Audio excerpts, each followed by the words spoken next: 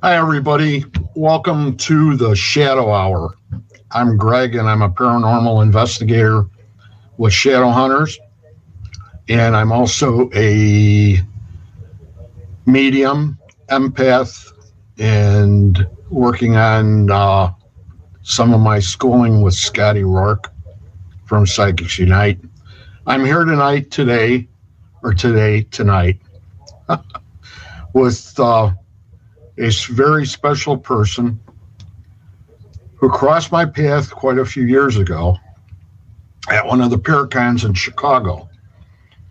And she was a lovely lady, an author. She's also a paranormal investigator. She's a poet.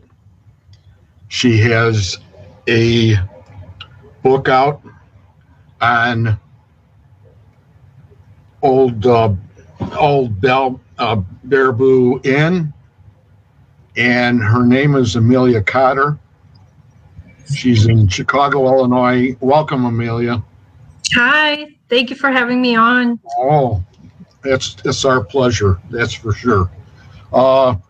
When we started out and I started mentioning some of that, I was really interested in one thing that crossed my path on doing a little looking into, as I usually do with whoever I have on the show.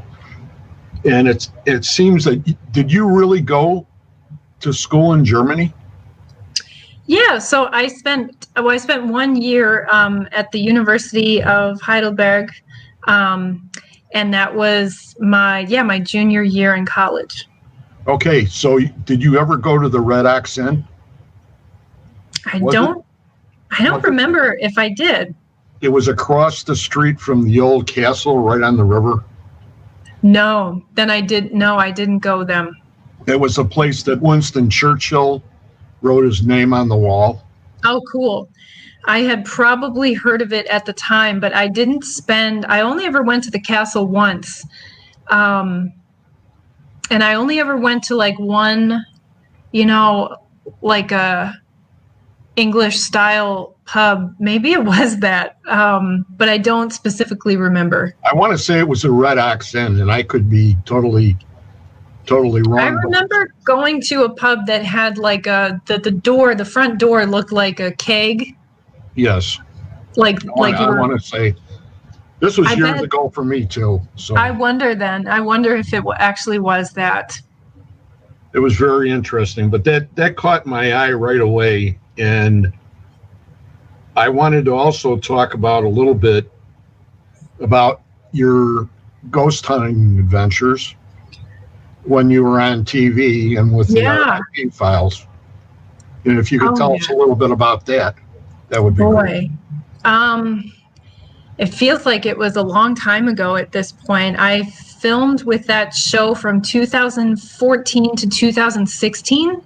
And when I first started, I really didn't know what to expect. Obviously, we received we had scripted material for like introductions and things like that. And we had scripted material that had to do with like where we were going to be investigating and types of questions and things we should ask if we're doing like an EVP session, and everything else. That's my dog, Oscar, enthusiastically responding.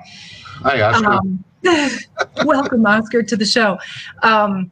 But everything else was obviously ad-libbed, and we were expected to investigate, and it was, there was a team of 5 and then 8 of us later it's 5 in the second season, 8 in the third season. And we had a very small camera crew of only, 2 to 3 people at a time.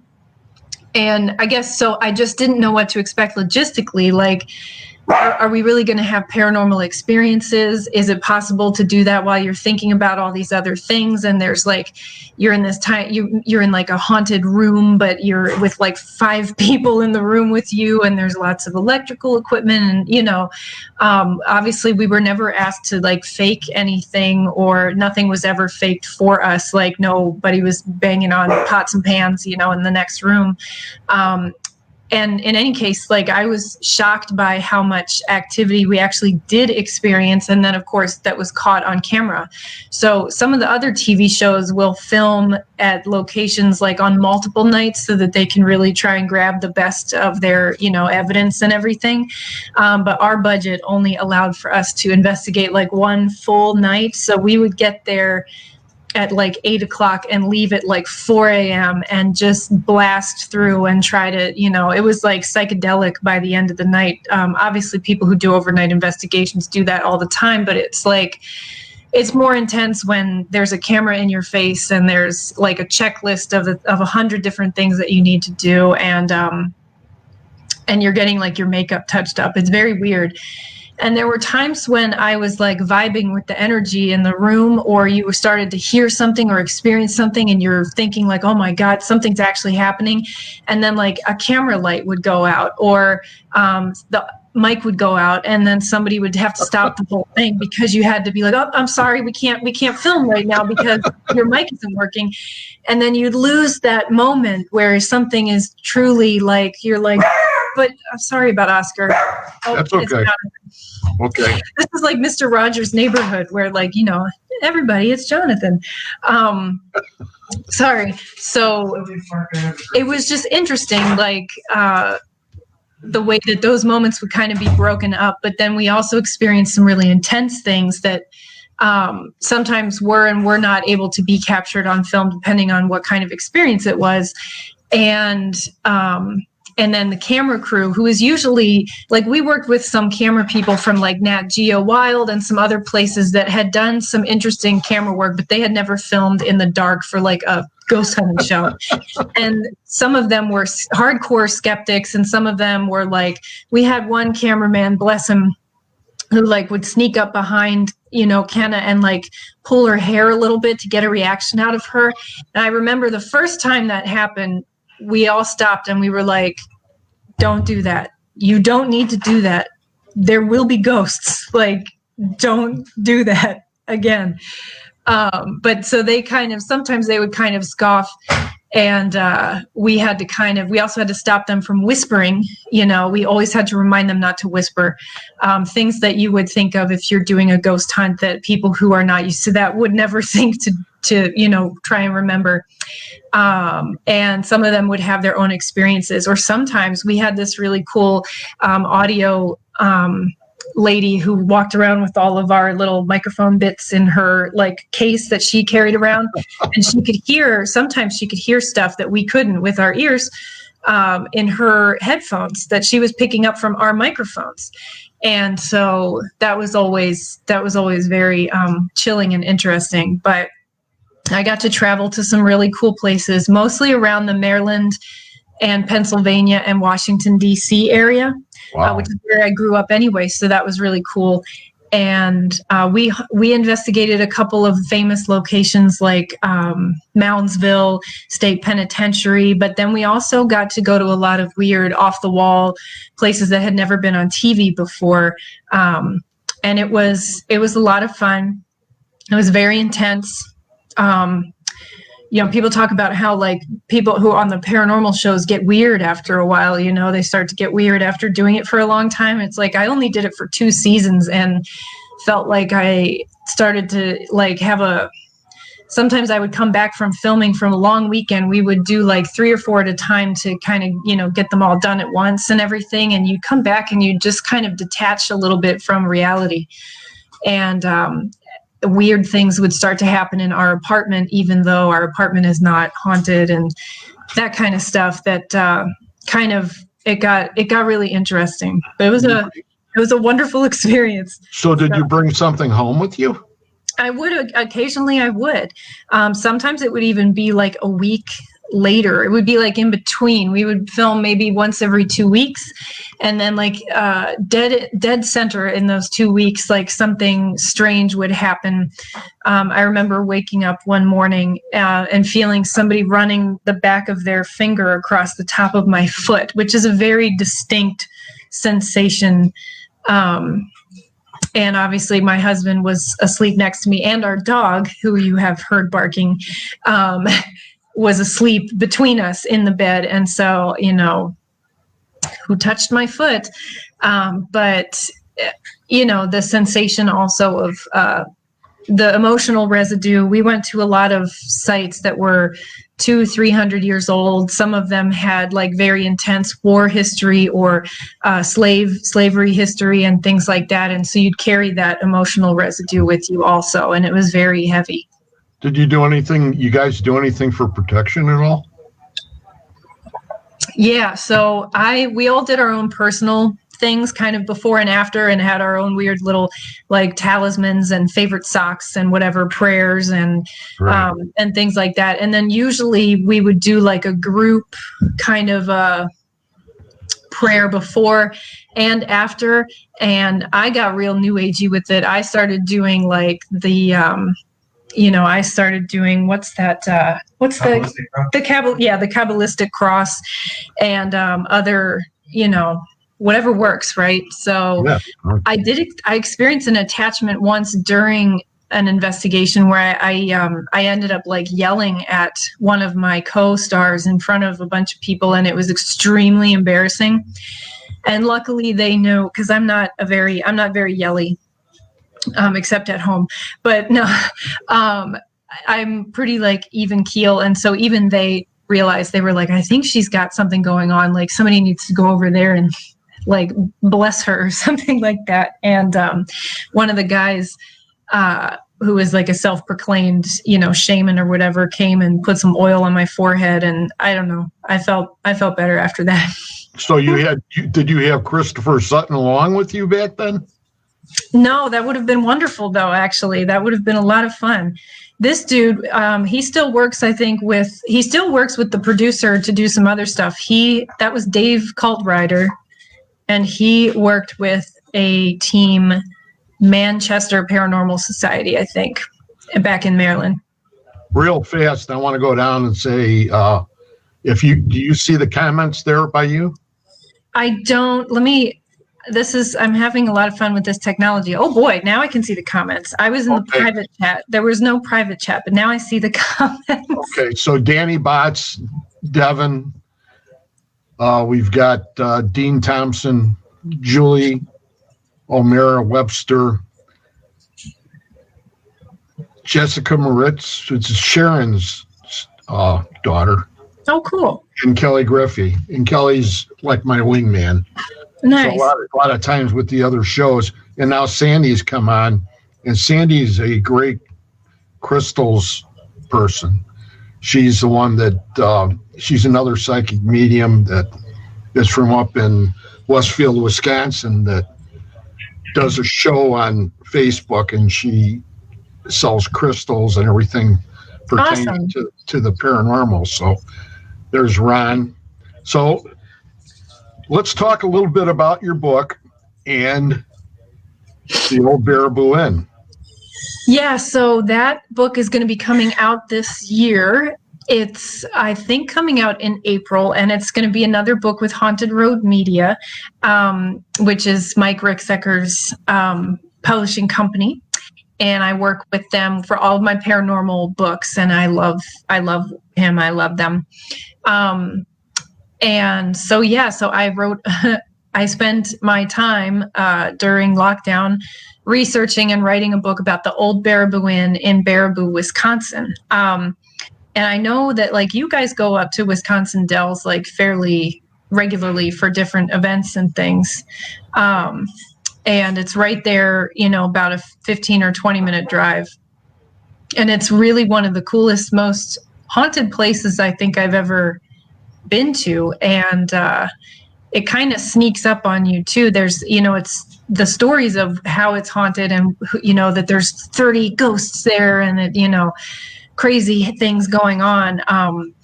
It reminds me of it. First of all, there's a very positive atmosphere there, a very positive vibe, like a party vibe, a fun, warm, welcoming vibe, even though it is, even though sometimes intense things happen there, but the spirits there are predominantly friendly. But it reminds me of Bachelor's Grove, which, is the opposite, but in the sense that like you hear stories about it and you wonder, could it possibly be this haunted, and then you just kind of go there and you immediately feel it. Oh, wow. Like when you walk through the doors, like how you, like when you, anybody who goes to Bachelor's Grove just sort of senses that, yes, like I can see how you would think this place would be haunted, because you feel some trippy stuff, some trippy energy there. And the Old Barabooin's the same way. It's obviously a much more welcoming vibe, like I mentioned, but I don't know. I went there in 2018 to do an event, to speak at an event there with Mary Marshall, and Scotty Rorick was there, and Allison Jornlin, and I got to, I had met them before at some of Ursula Bielski's events, but, thank you. Cheers. Thanks, John. But I had not gotten to kind of have an event with them and hear them speak or get to know them better.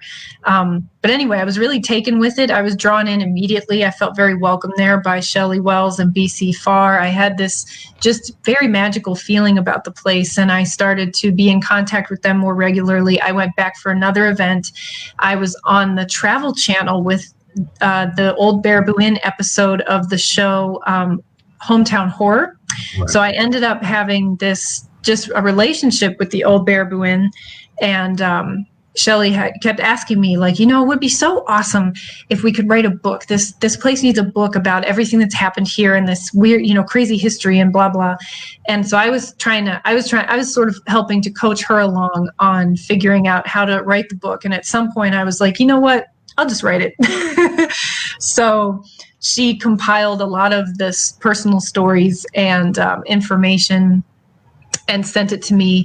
And then I turned it into a book full of people's personal ghost stories, as well as I spent hours and hours and hours researching the history of the building and the history of Baraboo, which is a really fascinating place.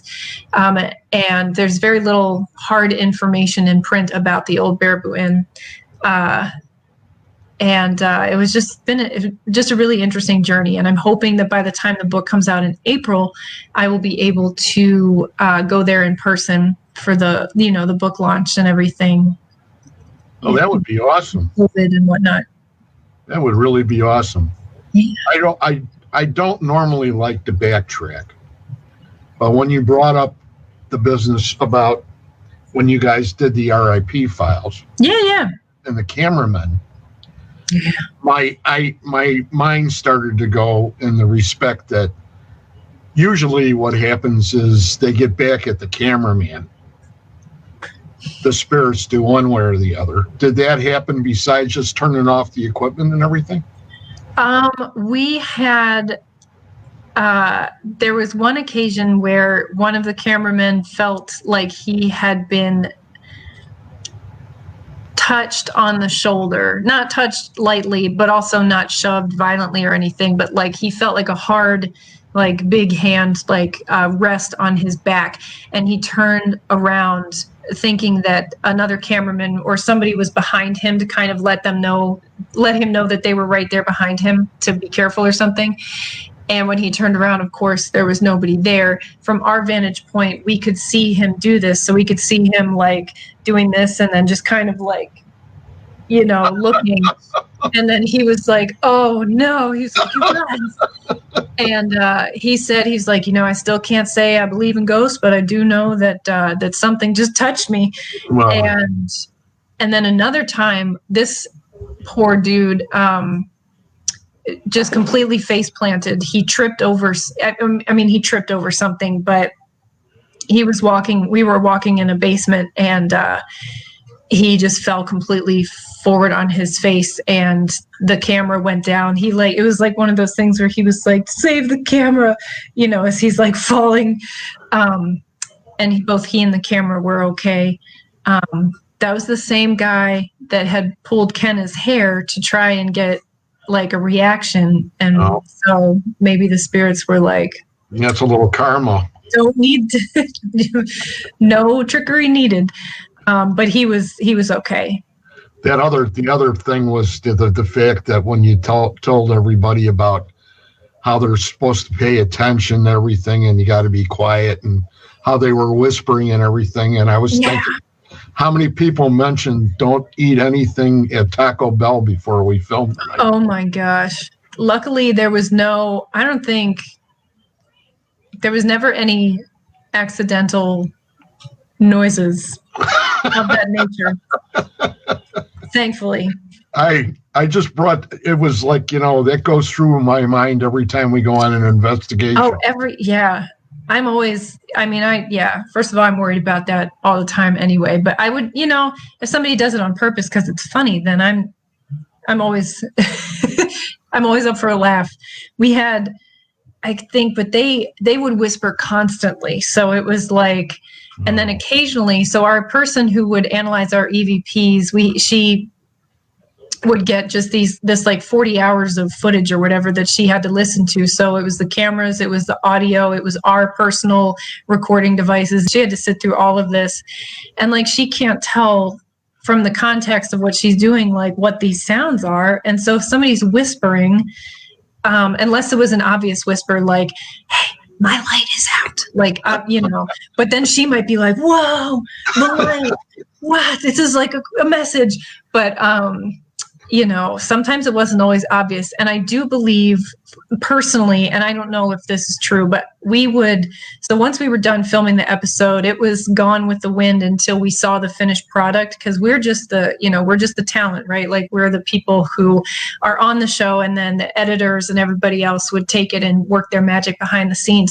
So then when the episode was finished, then we finally got to watch it, but it was too late for our input then. And I think that, there was just one time on one episode out of like 22 where I heard an EVP that they played that I could have sworn was one of the cameramen whispering, and it made it to, international television as an EVP. And I do think that does happen by accident sometimes, but it was like, it would have been an honest mistake on the part of the person who was like analyzing this footage and was like, wow, there's just whispering nonstop. Like the spirit voices are like very active here.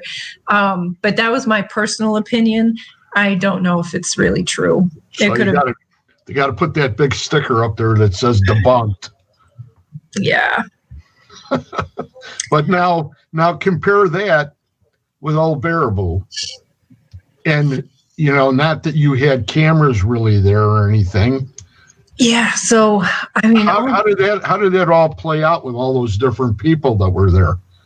So the event that I went to was primarily during the day, and then in the evening, there was like a planned investigation, and they had it, since there were a lot of people there were the speakers as well as the attendees were all, the building is big. It's a 2-story, it's a 3-story building, where there's apartments, up top, like a suite of apartments. And then there's a bar and restaurant, and then there's a basement. And it has a pretty big footprint, but it's still not that big. So there was like 40 people at this event. So they had kind of like a timed entry type of plan where like group A will be investigating in this room, and then we'll switch in 40 minutes or whatever the thing was. So I was lucky that, since I was a speaker that day, they told us like, you and Jonathan can just kind of wander around, just make sure you're quiet, but do whatever you want.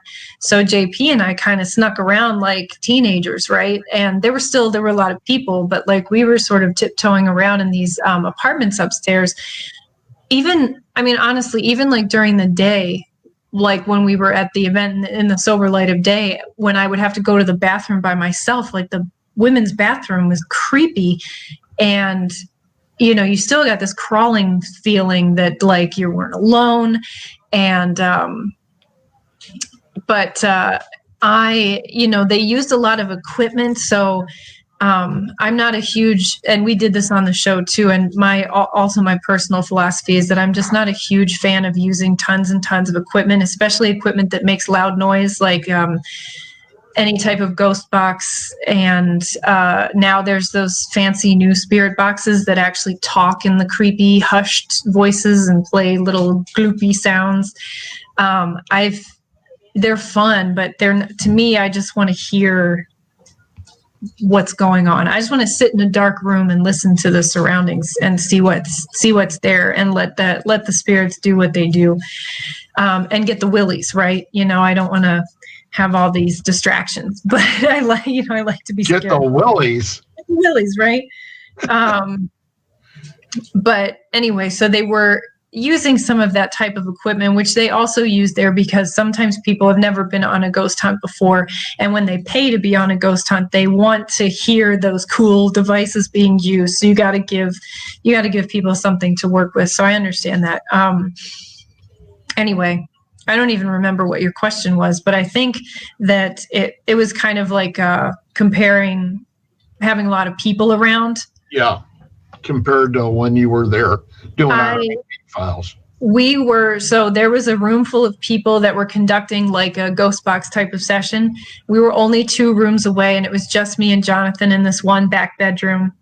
And we were just kind of taking some photos. I was sitting on the bed doing my whole like soaking in the atmosphere type of thing. And I felt a hand like reach around the back of my neck, and it felt like a woman's hand sort of gently kind of like, not ominously, but just sort of like caressing the back of my neck in such a way that it was sort of like, "Oh, honey, aren't you tired? Don't you think you should go home now?" And I had this overwhelming sensation that we should leave. And I was tired, and we didn't plan to stay for the full investigation, or, the remainder. It was only like a few hours. It wasn't a full like overnight kind of go hard type of thing. And I was like, well, maybe we should leave. So having all those people around didn't stop anything from occurring, and it didn't stop me from feeling like I still had this sort of intimate moment with whoever and whatever was there. And one of the things that Shelley and BC were telling me is that next time we go, we have an invitation to stay at the inn overnight by ourselves, and have the whole place to ourselves. Wow. Just me and Jonathan. And they said to bring Oscar too, which would be interesting. I have never taken Oscar to like a ghost hunt before. So I think we will probably take them up on that. That is really something that you're going to be able to do that. That sounds like a heck of a lot of fun. Yeah. So the smallest group of people that I've ever been like alone with overnight in a place was probably like 6 or 7 people, still a good, like a fair amount of people. So JP and I will have our hands full. There's going to be no contamination, that's for sure. Right, exactly. And we don't own any loud noise devices. We only, I only carry like, we have regular camera and regular recording device, and then we'll have Oscar to. I can see Dean's comment, the DOG meter. So that will be. That is pretty cool. Kind of exciting. I'm looking forward to it. I'm nervous and looking forward to it at the same time. Oh, it's going to be awesome. You're going to have a blast. Maybe we'll live stream, or, now that like, yeah, the time of COVID, I've learned how to do all this technology, like this live technology, which I never really bothered with much before, other than obviously for like, interviews and stuff. But now I'm like, oh, it's a great idea. We'll do something like that too. It'll be fun. Another thing that I was thinking about was all your time that you spent at Tinker Swiss. Oh yeah. And we, with GRS, because I'm still with GRS along with Shadow Hunters, GRS, we used to do help on their investigation nights that they'd have with the people that would come in there. So we've been there. I've been all 3 buildings. I prefer the house. I prefer the second story and the basement because of John Tinker being down there after he had his foot problem. So what did you think about that whole place there. And did you? Tinker is another. Oh, were you gonna? No, go ahead. I was just gonna say, like, Tinker is another place that I have like a very like a sentimental feeling about, because it's a very palpable feeling of like love and family that sort of like pervades it. When I went to there's two other places that I know of that remind me of that. One was the Pry House Field Hospital Museum in Sharpsburg, Maryland, that's located on the Antietam battlefield, and the Samuel Mudd House, which is in Southern Maryland. And you know, the Dr. Samuel Mudd House especially felt the same way that the Tinker Swiss Cottage feels, where like a family lived in and loved this home and loved each other for a very long time, and that sense is still there, and that they're still there, and you can tell that the people who work there now take really good care of it, and there's just this wonderful like feeling about it, even if you are experiencing something that is scary. And I had taken a couple of tours and stuff, and we filmed the documentary there at Tinker Swiss, and heard all these stories, like just really crazy stuff, like people walking into the library and just seeing the ghost of Robert Tinker standing in front of a stack of books, like you and me. Things that would blow my mind if I really witnessed them. And but I don't know, nothing happened to me there. There's Oscar, everybody. Hey, Oscar. Oop. Hello. He's going to sit now in the background and lick himself for the remainder of the program. But I had heard one voice, I think, while I was there, but nobody else heard it but me. And I will never know if it was a person outside yelling, but I had heard a man's voice shouting. And it was one of those sounds that sounded like it was coming from everywhere and nowhere kind of thing. And I was like, well, there's still an outside world, and people can still go by or drive by, and sometimes there's weirdos lurking and stuff. So, but other than that, I didn't experience anything there, but I experienced I experienced the feeling of the intensity of that place. I love Tinker Swiss.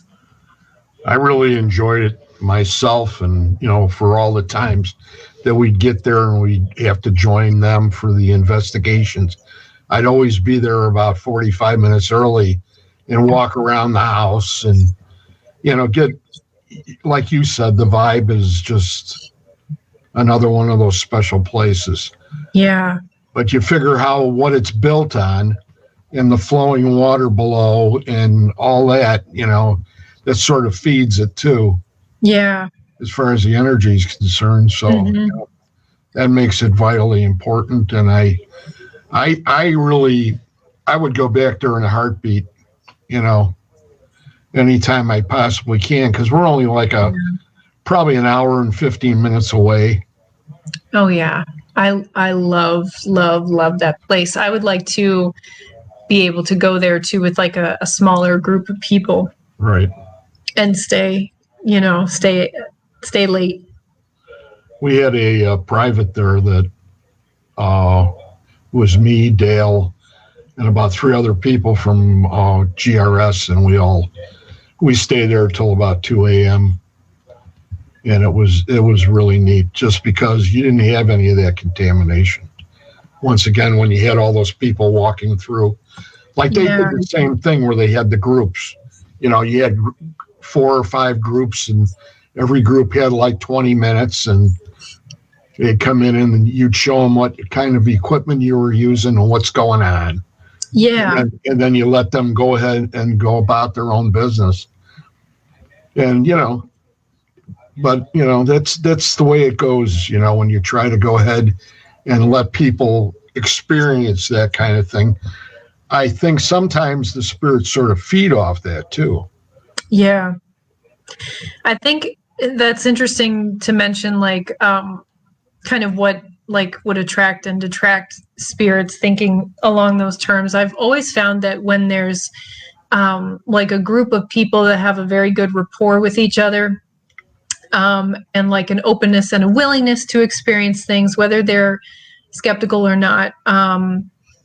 Just an enthusiasm sort of, and not just an open mind, but that sort of like open heart kind of attitude that like, oh boy, I'm here and I'm excited. And this is really, kind of like if you would be invited over to somebody's house and you would show them gratitude for being there, that would really make the difference in the activity that you experienced. And I've learned that with the TV show, again, because I wasn't sure what to expect and how it was going to flow, that I got along really well with the people that I was on the show with. And as a result of that, I think we helped to kind of, like we produced good energy, and they kind of like, it was like this nice like synergy between us and the places that we went to.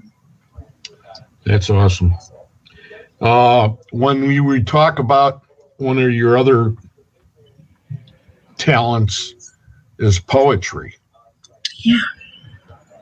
And you had some posts that were done of your poetry on a walk. Oh yeah. If you could talk a little about that.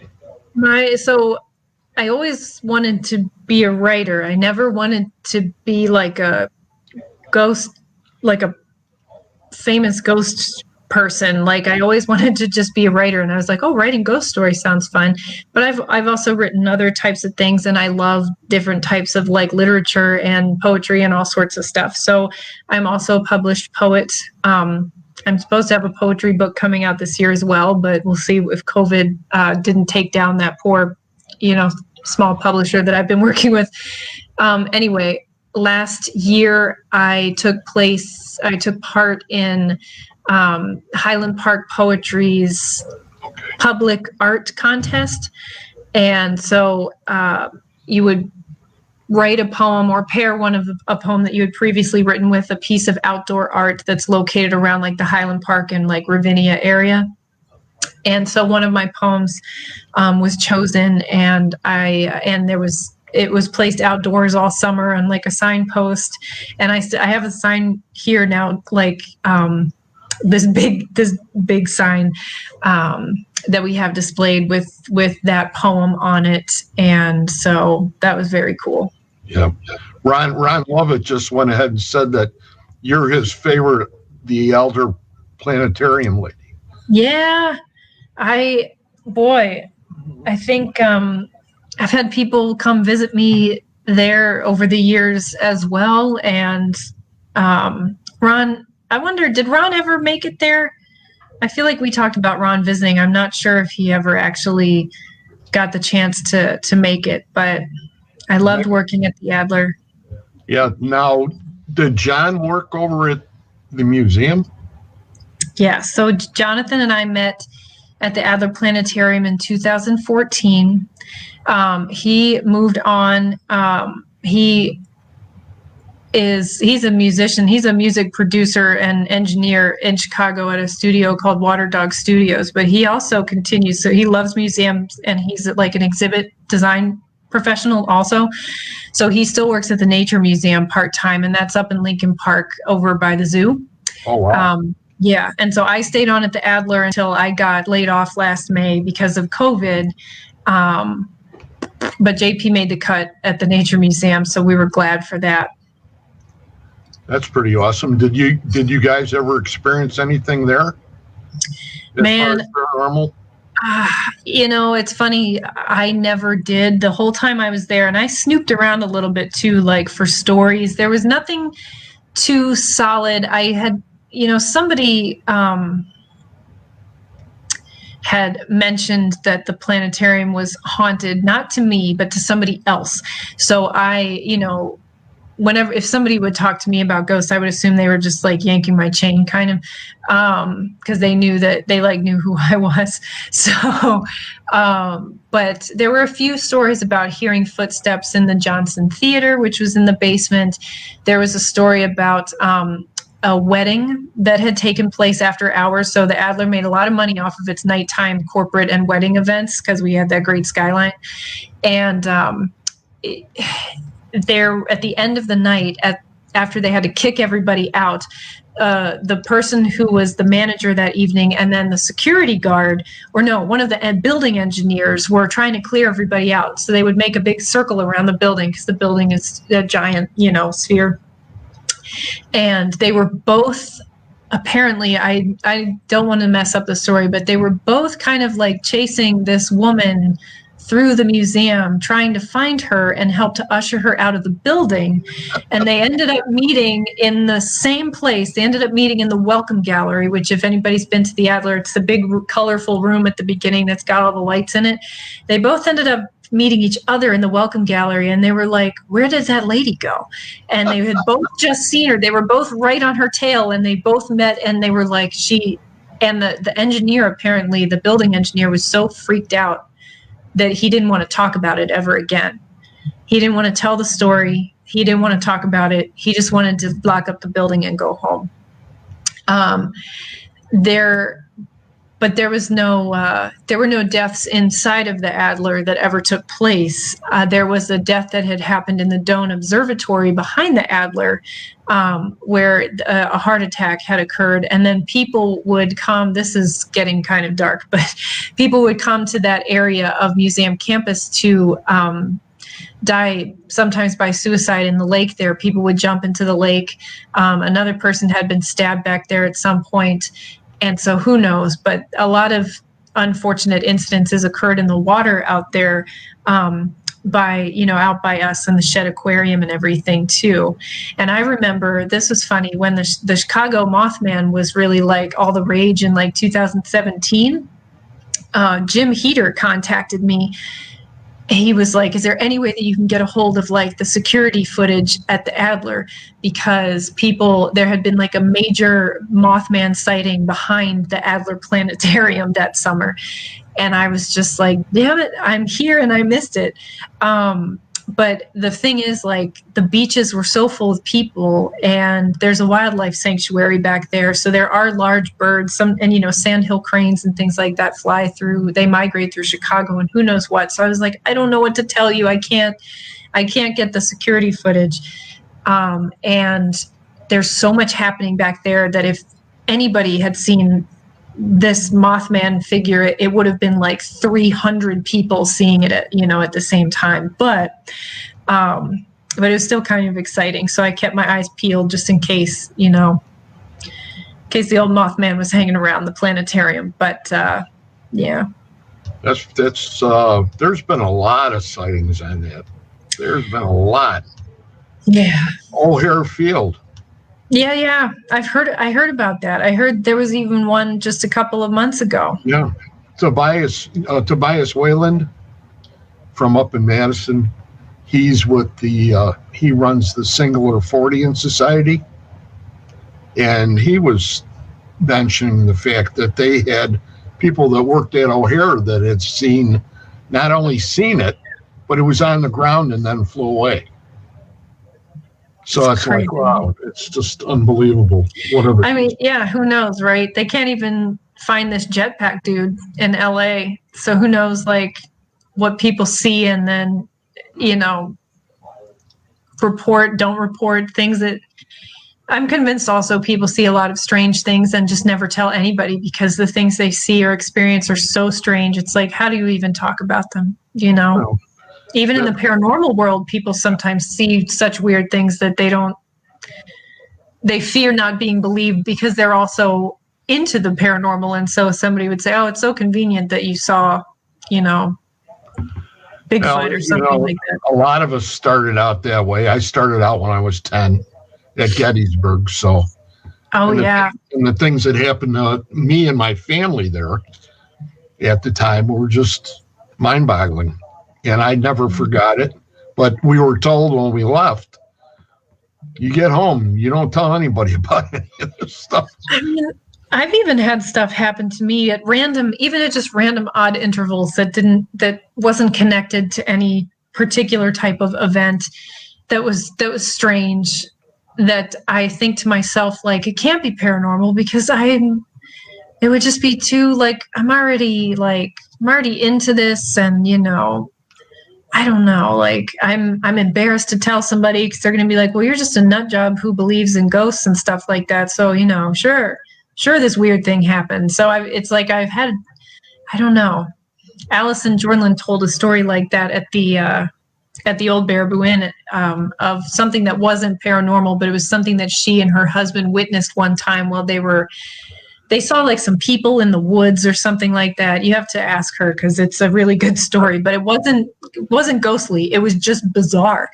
And she was like, I didn't know how to talk about it for the longest time because it doesn't fit neatly into any sort of like, how do you just mention this to somebody kind of story. So she's another awesome lady.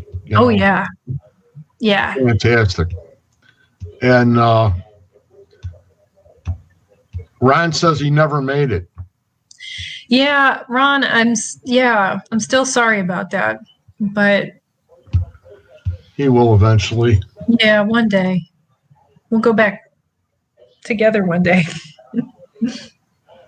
So out of your whole entire time of going around and doing everything in the paranormal, the one big thing that I would want to tell you, not that it's going to be of any importance, but I don't know, you may have already seen it, but there was a series called Hellier.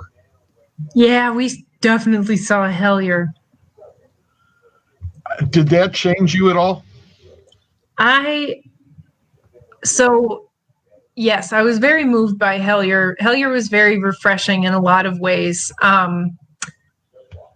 Just, with a new techniques, new approach, new mindset as far as the way that we think around, paranormal events and the interconnections between different events and high strangeness, and even like the incorporation of magic and occult and ancient wisdom and things like that we tend to shy away from because our Western idea is like it's Christian or it's demonic, and then there's the pendulum swings nowhere in between. Anyway, as far as the subject matter too, I was fascinated by it, and I was also fascinated, it made me want to go on an adventure. Like, more than anything, it reminded me of when I was like 20, that I was going out and solving mysteries or anything, but like going out in the woods or like knocking on doors or going and finding something weird and like exploring a cave and like trying something wild and being, brave. Just all of it was, all of that was fascinating to me and a breath of fresh air, but and I don't even have any insight as far as like thinking about the material and there's still the mysteries that they're still working on and the information that they're still receiving like today about these beings and Terry Wrist and the strange things that happened to the people along the way, like the woman who went to prison. Like, I think about her sometimes, and in that one town, the town, it's like something, it feels like fiction, but it's not. Right. I used to be around there when I fished professionally. For muskies, we went to Cave Run every year. I was at least once or twice to there, and that was people that fished that were from West Virginia and Kentucky with me. They would talk about Bigfoot, and I'd say, well, you guys got Mothman, and they'd go, no, we don't got Mothman, we got the Grays. That's cool. And this is like 25 years ago. So, it's like, wow. That area out there, when I was in college, I did a couple of like volunteering type of like mission trips out to the West Virginia like Pennsylvania, Kentucky corridor there. And what a strange place, just in general, like you said, just what a strange part of the world. Have you been to Point Pleasant? I have never been to Point Pleasant. I remember growing up and hearing stories. I don't know where I remember this from, but I grew up in Maryland, and like relatives and friends would live in or come from West Virginia, and you commute back and forth and stuff like that. I remember hearing stories when I was a kid that like,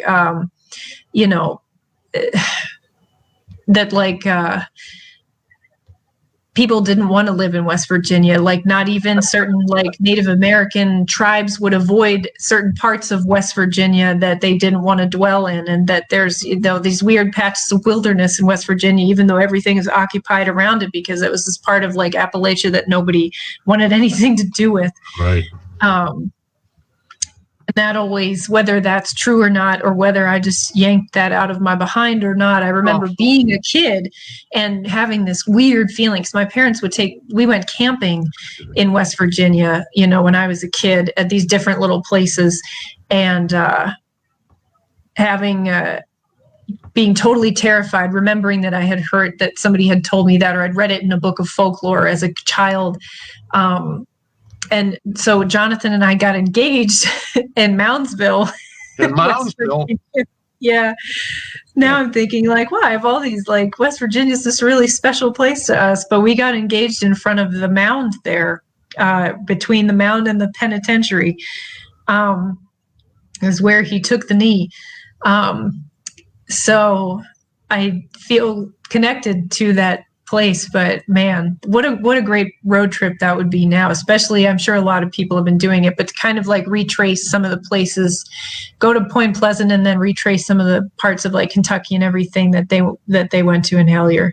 I saw a post that was on Facebook by a gentleman, a young guy who thought he was another Tyler Strand, and had gone on the back roads by himself and found this cave.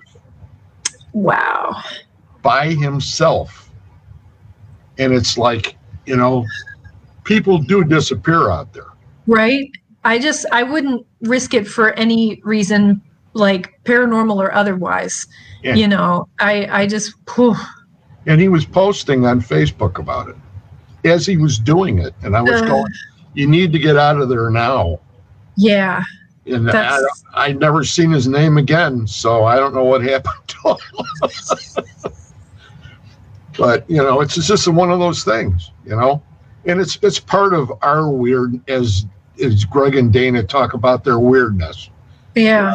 That's what this is about, is the weirdness of it. The weirdness, right? And there's not a lot of great mysteries left as far as like things that people haven't been exploring or thinking about or investigating. It's like we've, in the past 10 or 20 years in the paranormal world, like we've really started to leave very few stones unturned. And it's a business now, right? Like people run it like it's a business, the world of haunted places and everything. And so to come upon this, it's almost like a treasure trove, but it's also deeply disturbing and scary at the same time, and makes you wonder what other layers of other mysteries are happening around us. I'm also reminded and this is a can of worms that we probably can't get into right now, but I remember that at one of the Chicago Ghost Conferences, David Paulides came and gave like a 2-hour talk about his missing 411 books and everything. Yeah.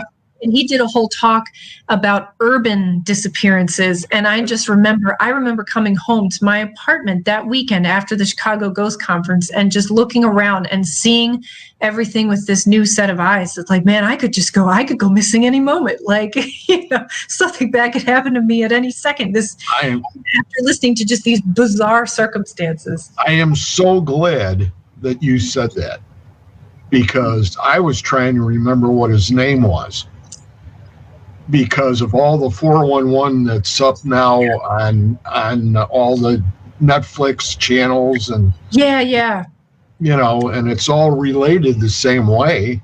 You know,